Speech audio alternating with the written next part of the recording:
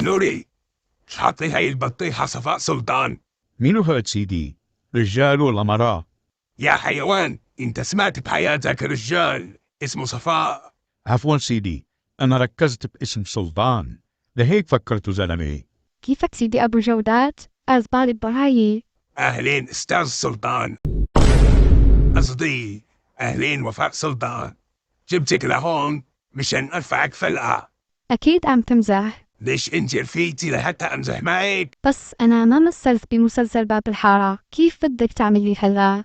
معناها مانك مشتركة بقناتي. كيف عرفت سيدي أني ماني مشتركة بقناتك؟